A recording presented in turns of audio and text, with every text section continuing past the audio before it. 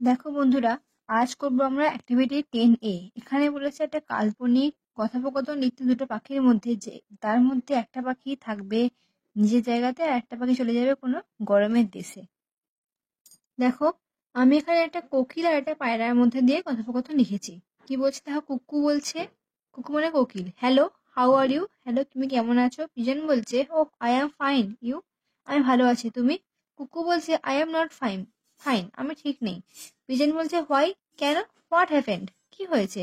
কুকু বলছে, it's two cold hair, এটা এখানে খুবই ঠান্ডা। I am thinking two going to Egypt, আমি ভাবছি আমি ইজিপ্টে চলে যাব। পিজন বলছে, হোয়াই ইজিপ্ট, ইজিপ্টে কেন। কুকু বলছে, that that is a cold place. Sorry বন্ধুরা, এখানে কোল্ড হতো না, হট হতো।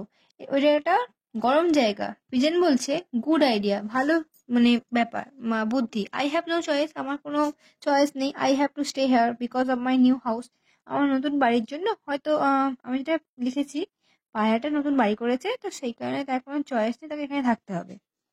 কুকু বলছে, okay then I will go there alone, ঠিক আছে তাহলে আমি সেখানে একাই চলে যাব। পিজন বলছে, ওকে বাই, ঠিক আছে বিদায়। কুকু বলছে, বাই, বিদায়। আমি আমার মতো করে লিখেছি বন্ধুরা, তোমরা এটাকেও দেখতে পারো, অথবা কনসেপ্টটাকে নিয়ে অন্য লিখতে পারো।